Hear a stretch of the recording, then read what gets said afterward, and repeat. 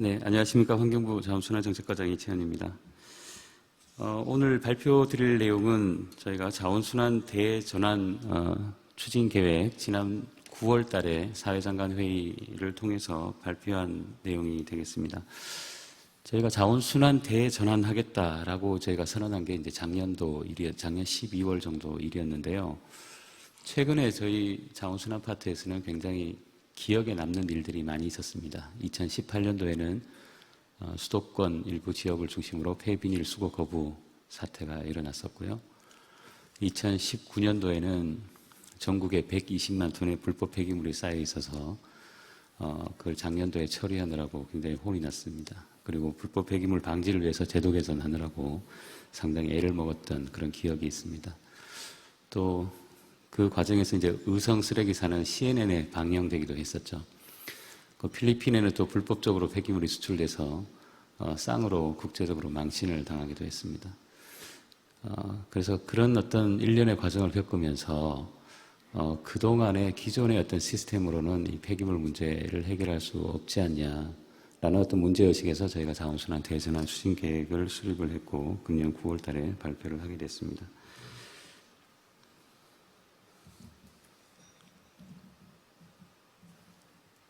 예. 그럼 그동안의 폐기물 관리 시스템이 어떤 문제점을 갖고 있느냐 간단하게 말씀드리겠습니다. 일단은 폐기물 계속 늘고 있습니다. 한 번도 줄어든 적이 없고요. 전체 지금 폐기물 발생량 기준으로 한 10년간 보면 한 22%, 그 다음에 플라스틱만 보면 72% 증가했습니다. EPR 대상 품목으로 보면 100% 증가했습니다. 여기 이제 포장재, 친환경 포장재 패키징 포럼이기 때문에 포장재 중심으로 말씀을 드리면 우리나라 생활 폐기물 중에 포장재 폐기물이 차지하는 비율이 한 35% 정도 된다라고 추정을 하고 있습니다. 최근의 연구 결과에 의하면 한 45% 정도 된다라는 연구 결과가 나오고 있습니다.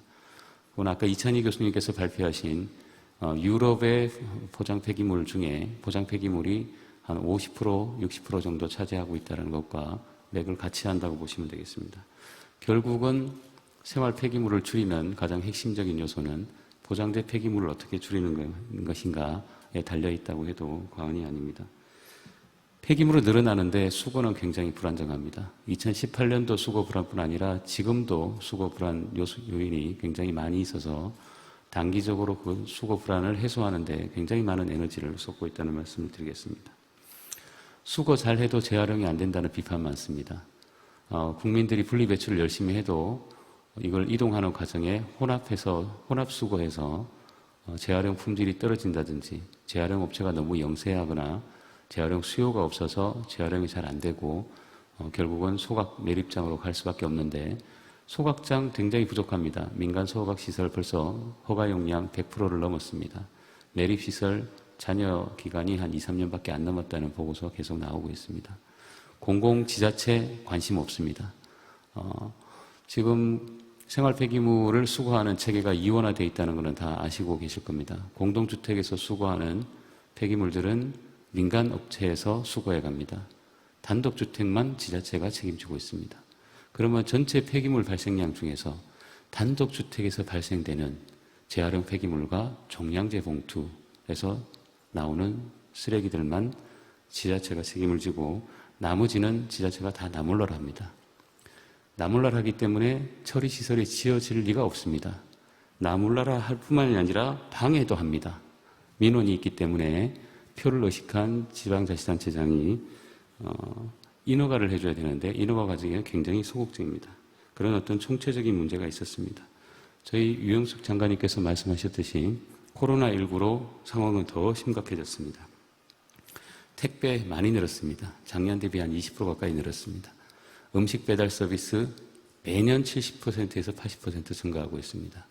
이건 코로나뿐 아니라 최근에 1인 가구 증가라든지 생활 패턴 변화에 따라서 나타나는 어떤 필연적인 현상이라고 생각이 됩니다.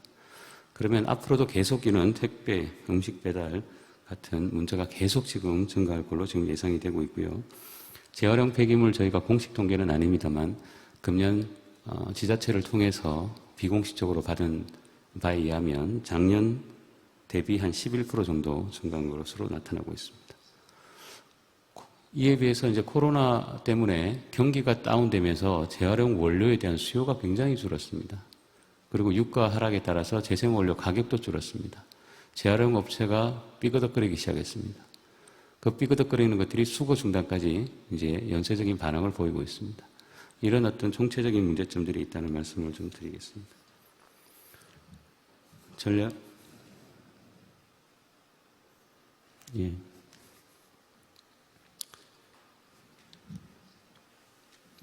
네, 전략입니다. 저희가 작년에 수립한 대전환 계획의 주요 전략입니다만 아주 뭐 원칙을 따랐습니다. 여러분들께서 다 알고 계시듯이 폐기물은 리듀스가 제일 첫 번째 목표고 그 다음에 리유스, 재사용하는 게 두 번째 목표입니다. 그래서 가능한 폐기물이 발생되지 않도록 하는 것이 가장 첫 번째 목표이고요. 어쩔 수 없이 발생했다면 리사이클을 제대로 하고 그리고 남은 폐기물은 잘 처리하자라는 겁니다. 그래서 저희 목표는 줄이자라는 데 있습니다. 그래서 디커플링을 목표로 저희도 하고 있습니다만 좀 상대적인 디커플링 개념이죠. 그래서 30년까지 원단위 발생량 20% 감축을 목표로 지금 하고 있고요. 자, 줄일 수가 없다면 잘 수거해서 처리를 해야 됩니다. 그러면 수거 과정에서 지금 수거 불안이 계속 나타나고 있는데 지금 민간이 수거하고 있는 부분을 공공이 책임지고 수거하는 체계로 전환시켜 나갈 예정입니다. 그리고 재활용 과정에서는 그동안 굉장히 영세하고 저급한 품질로 리사이클 되는 어떤 문제점들을 개선해서 고부가가치 순환경제를 활성화하는 목표로 잡았습니다. 그래서 지금 EU 같은 경우와 같이 2030년도까지 플라스틱 이용 규정의 재생원료 30% 사용을 의무화하겠다라는 목표로 단계적으로 추진할 계획이 있습니다. 재활용되지 않고도 남은 쓰레기는 안전하게 처리해야 됩니다. 들로 산으로 불법 폐기물이 되면 안 됩니다. 그래서 처리 시설을 확충하는 데 주력하고자 합니다. 처리 시설을 확충하는 데 가장 큰 문제점은 님비죠. 주민들의 반대입니다. 그동안 주민들이 숨기고 싶어 했던 그런 어떤 시설에서 주민과 함께하는 이익을 공유하는 친환경적인 시설로 지으려고 합니다. 그러면서 직매립, 생활폐기물, 가연성 폐기물 직매립을 금지를 하려고 합니다. 1차 소각을 거친 뒤에 소각제만 매립을 해서 매립장 주변의 환경 문제도 해소하고 매립장을 지울 수 없는 문제도 해소를 하려고 하고 있습니다. 이게 전체적인 내용이고요. 앞으로 발표도 그 전체적인 내용이기 때문에 다음 간단하게 좀 터치를 하겠습니다.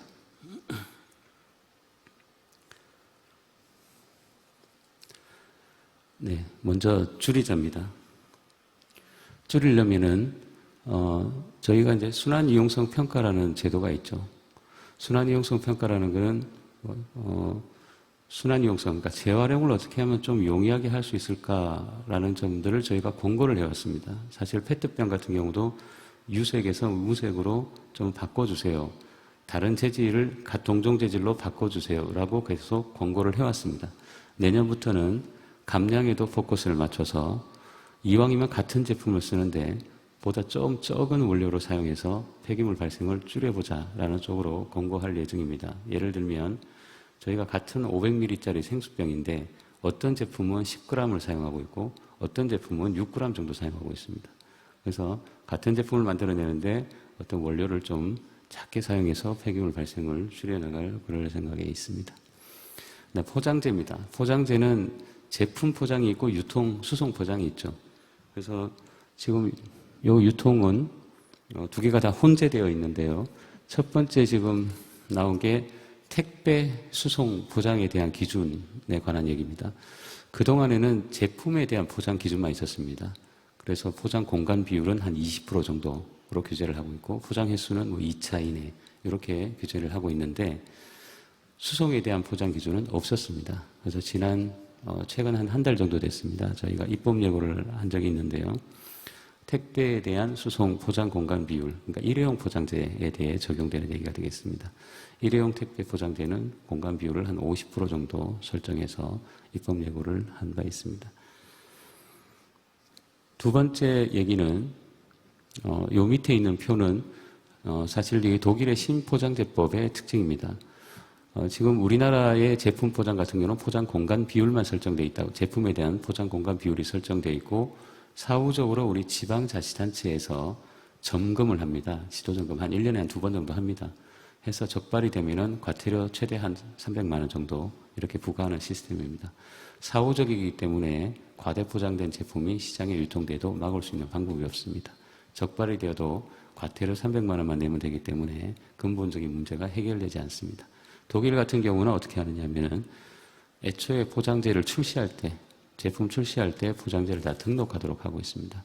그래서 여기에 착안을 해서 저희도 포장재 지금 포장재 포장 규제를 사후적으로 지금 관리하는 시스템에서 사전적으로 출시하기 전에 검사기관으로부터 검사받고 검사 필정을 표시하는 제도로 지금 전환하는 방안을 검토하고 있다는 말씀을 드리겠습니다. 그 다음 다회용 포장재입니다. 다회용 포장재, 지금 포장재, 일회용 포장재가 지금 엄청나게 많이 늘어나고 있는데요. 다회용 포장재 확산을 위해서 사실 어저께도 저희 장관이 모시고 업무 협약식을 했습니다. 택배를 배송을 할 때 일회용 포장 말고 다회용 포장재를 반복 사용 가능한 시범 사업을 4개 업체하고 수원시 이렇게 업무 협약을 체결해서 지금 11월 중순 지났죠. 12월 달부터는 이제 본격적으로 시범 적용에 들어갈 예정에 있고요.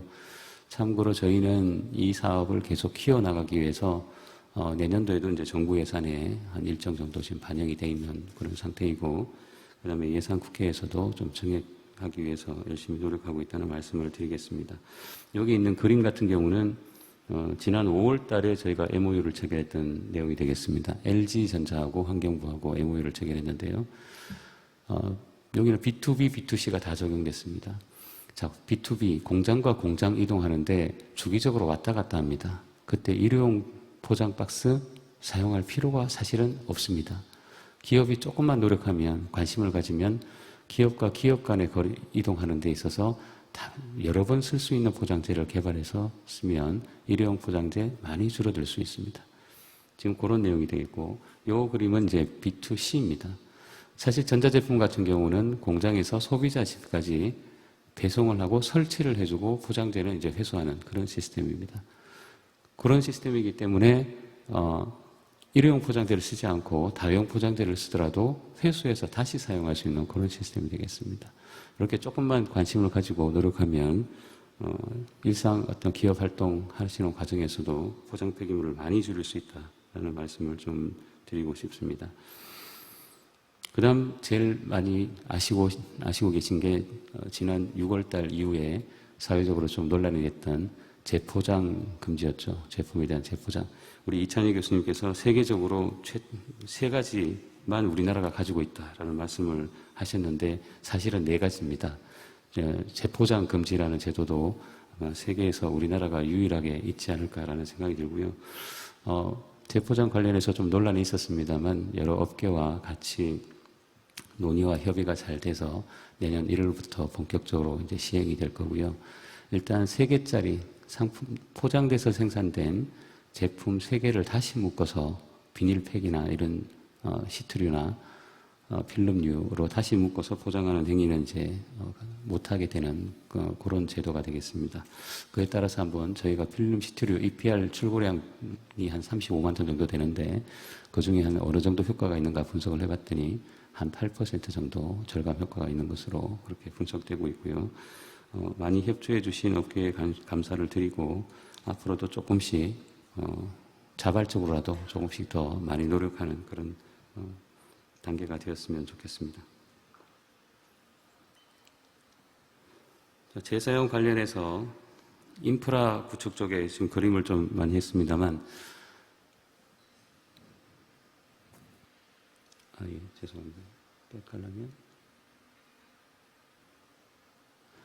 네, 제품을 한번 쓰면은 오랫동안 수리해서 쓰면은 폐기물 발생되는 것을 좀 줄일 수 있습니다. 그래서 지자체별로 지금 재활용 센터가 한 200여 곳이 있는데 이걸 현대화해서 수리하는 시스템들을 갖추고 중고 제품들을 좀 수리해서 쓸 수 있는 시설로 현대화할 생각이고요.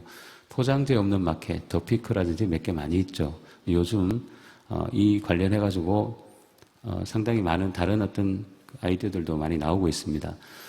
얼마 전에 저희가 착한 포장 공모전을 저희가 주도한 적이 있습니다. 그래서 그 1등은 우리 라벨이죠. 롯데 아이시스 그 상표띠 없는 생수병이 1등을 했고요. 2등하고 3등이 리필 스테이션을 운영하는 아모레 퍼시픽하고 이마트가 선정이 됐습니다. 포장재 없는 마켓 중에서 이제 그런 내용들이 되겠는데, 이마트 같은 경우, 아모레 퍼시픽 같은 경우는 우리가 화장품을 어떤 재활용 가능한, 재사용 가능한 용기를 가져가서 그냥 리필해서 무게재서 달아가지고 할 수 있는 그런 어떤 시스템을 지금 선도적으로 이끌어 나가고 있고, 이마트 경우에는 세제 같은 것들, 샴푸, 세제, 비누 이런 것들을 또 리필해서 사용할 수 있는, 그래서 용기를 계속 재사용할 수 있는 그런 시스템으로 지금 가고 있다는 말씀드리겠고요. 정부는 이와 같이 재사용, 리유스 정책을 더 우선적으로 가치를 두고 추진하겠다는 말씀을 드리겠습니다. 일회용품, EU가 10개 품목 내년부터 금지한다고 했습니다. 사실 저희는 작년 11월 달에 일회용품 함께 줄이기 로드맵을 발표했습니다만 생산 금지까지는 고려하지 않았습니다. 제일 강한 것이 비닐봉투였습니다. 여기 비닐봉투 사용 감축이 있는데, 지금 작년 4월 달에 대형마트 이상은 비닐봉투 사용을 금지했습니다. 이걸 30년까지 전 업종으로 상업적 목적으로 제공하는 비닐봉투는 금지할 계획을 갖고 있습니다. 다만 각 소비자가 가정에서 소비를 한다든지 하는 것까지는 저희가 고려하지 않았습니다만, 이 문제도 플라스틱 문제와 연결시켜서 점점 더 한번 확대하는 방안을 검토를 할 계획에 있습니다. 배달 음식, 요거는 넘어가겠습니다. 예, 그러면 지금까지 이제 줄이자, 그리고 재사용하자라고 했다면, 지금 이제부터는 자, 어쩔 수 없이 사용한 폐기물은 다시 리사이클을 잘 하도록 하자라는 쪽에 포커스를 맞춰서 일단 혼합 수거 배출이 되면 안 될 것 같습니다. 그래서 페트병 같은 경우에 그동안 유색, 무색 이렇게 다 섞여서, 다른 플라스틱하고 섞여서 이렇게 배출, 수거되는 것을 페트병만 별도로 배출하는 시스템을 금년 12월부터 시작을 합니다. 그래서 여기서부터 뭐 옷을 만든다든지 하는 고부가가치 재활용 산업을 육성시켜 나갈 계획에 있습니다. 자, 수거 중단 안 됩니다. 아까 말씀드린 것처럼 민간이 지금 공동주택하고 수거업체가 민간과 공동주택이 민민계약 체계를 지자체하고 수거업체 계약 체계로 단계적으로 전환시켜 나갈 생각이고요. 요거는 선별입니다. 자, 선별장 들어갔는데 선별 품질이 떨어지면 안 됩니다. 근데 선별장은 그동안 선별을 잘할 유인이 별로 없었습니다. 그래서 지금 선별장에 지금 EPR로 지원금을 좀 일부를 주고 있는데, 선별 품질에 따라서 지원금을 최대한 8배 차등해서 선별을 잘하면 돈도 많이 벌 수 있는 시스템을 구축해 나가려고 합니다. EPR 시스템, 지금 플라스틱 포장재 같은 경우에는 모두 EPR 아니면 폐기물 부담금 제도로 다 들어와 있다는 말씀을 들으셨습니다. 지금 EPR 시스템 관련해서 저희가 생각하고 있는 것은 3가지입니다. 생산자 책임 범위를 확대하려고 합니다. 그동안에는 일부 회수, 일부 재활용 쪽에만 포커스 맞춰졌다면 앞으로는 재생원료까지 또는 처리까지 시스템을 확대해서 생산자 책임 범위를 좀 더 현실화하는 시스템을 갈 거고요. 두 번째는 여기 재생산 부분인데, 재생원료를 사용을 하면 EPR 분담금을 절감해주는 인센티브를 드릴 예정입니다. 그래서 재생원료 사용을 유도하겠다라는 말씀을 드리겠고, 세 번째 시스템은 요겁니다. 시장 상황에 따라서 분담금을 연동시키겠다는 겁니다. 지금은 일률적으로 정해져 있습니다. 시장이 호황이든 시장이 불황이든 똑같습니다. 근데 호황일 때는 좀 깎아주고 불황일 때는 약간 더 생산자들이 책임져서 폐기물 재활용 시스템이 잘 굴러갈 수 있도록 시스템을 만들어 나갈 계획입니다. 국내 재활용 경쟁력 강화를 위해서는 수요가 많아져야 됩니다. 공공부문은 지역 내에서 발생되는 폐기물 양에 비례해서 재생제품 사용 의무화를 할 계획이고요. 민간 부분도 앞서서 말씀드린 것처럼 한 일정 재생원료를 의무적으로 사용하는 비율을 설정할 그럴 계획이 있습니다. 자, 그러면 이제 재활용이 안 되는 것들은 안전하게 처리돼야 됩니다. 안전하게 처리되기 위해서 자, 발생지 책임 처리 원칙을 확립하겠습니다. 그동안 지자체가 폐기물 처리에 일부 폐기물만 처리하고 그러니까 단독주택 또는 종량제 봉투에만 관심이 있고 나머지 공동주택에서 나오는 폐기물이라든지 사업장 폐기물에 대해서는 관심이 없었습니다. 그래서 그런 문제를 해결하기 위해서 시도지사가 관내에서 발생되는 모든 폐기물을 처리할 책임을 부여를 하고 시도 경계를 넘어서 폐기물이 나갈 때는 그에 따른 어떤 페널티 성격으로 반입협력금을 부과하는 제도를 구상을 해서 내년에 법제화할 계획에 있습니다. 그 다음에 직매립 금지입니다. 지금 매립장 짓기 어렵습니다. 지금 수도권 매립지 같은 경우에도 서울, 인천, 경기 합의가 안 돼서 거의 지금 안 되고 있는 그런 상황입니다. 매립장 오래 써야 됩니다. 오래 쓰기 위해서는 가연성 폐기물, 직매립을 금지할 계획입니다. 직매립 금지는 매립장을 오래 쓰는 방법일 뿐 아니라 매립장 주변의 환경 유지에도 굉장히 중요한 그런 계획이 있고요. 이미 수도권 3개 시도는 움직이기 시작했습니다. 소각장 건설 계획을 지금 내부적으로 수립을 해서 단계적으로 추진을 할 계획에 있고, 그래서 26년도부터는 수도권은 직매립 제로화 들어가고요. 나머지 지역은 30년부터 직매립 제로화를 추진을 하려고 하고 있습니다. 폐기물 처리시설 짓기 정말 어렵다는 말씀드렸습니다. 주민들과 함께하는, 주민들과 이익을 공유하는 시스템을 만들어 나가겠습니다. 저희가 금년도에 국가 폐자원 관리시설 설치 특별법을 만들었습니다. 그 속에는 주민들이 투자도 할 수 있고, 그리고 주민들에게 주주로서 참여하는 거죠. 주식금 배당을 하듯이 주민들에게 이익금을 배당하는 시스템을 지금 만들어 나가고 있고요. 또 조금 돈이 많이 들더라도 잘 지으려고 하고 있습니다. 그래서 환경 기준을 충실하게 지켜서 그동안은 님비 시설이었다면 앞으로는 주민들이 선호하는 시설로 그렇게 탈바꿈시켜 나가는 정책을 추진해 나가고자 합니다. 다음번에 신강관계상 생략을 하겠고요. 저희 유은숙 장관님께서 말씀하신 것처럼 안 그래도 기후위기, 자원위기에서 순환경제의 중요성이 굉장히 많이 부각되고 있는데 지금 코로나로 인해서 굉장히 더 악화되고 있는 것이 사실입니다. 그래서 포스트 코로나 시대에 온실가스를 저감하고 또 자원 고갈 문제도 해소할 수 있도록 저희도 자원순환 정책 대전환에 맞춰서 우리나라 순환경제 실현에 최선을 다하도록 하겠습니다. 감사합니다. 네, 이채은 과장님 감사합니다. 지금 줌을 통해서 온라인 질문이 하나 들어왔습니다. 과장님 질의 시간만 좀 부탁드리겠습니다. 먼저 이제 온라인 질문 먼저 드리겠습니다. 한국 에이버리 데니슨에서요 질문 주셨습니다. 다회용 포장재 택배 시범 사업이 들어가는 것으로 설명을 들었습니다. 혹시 대상 업체가 어떻게 되는지 궁금합니다. 네, 어제 MOU를 체결한 업체는 그 시스템을 운영하는 물류업체는 온다고라는 물류업체가 되겠고요. 로지솔의 이제 자회사가 되겠습니다. 그다음 참여하는 유통업계는 3개 업계가 되겠습니다. 롯데마트하고 NS 홈쇼핑, 그다음에 오아시스 그렇게 되고 있습니다. 그래서 여기에 혹시 오셨는지는 모르겠습니다만 저희가 지금 앞으로의 과제는 지역을 확대하는 문제. 지금은 이제 수원시 권선구 일대를 중심으로 먼저 시범 사업을 진행을 하고 있습니다만, 요거를 수원시 전역으로 확대시켜 나갈 그를 구상을 하고 있고요. 다만 이게 지역을 확대하는 것도 중요하지만 참여하시는 업체 수도 많아졌으면 좋겠다라는 생각을 합니다. 그래서 여기 오신 이커머스 관계자분들이 계시면 많은 관심을 가지고 적극적으로 동참해 주시기를 부탁드리겠습니다. 네.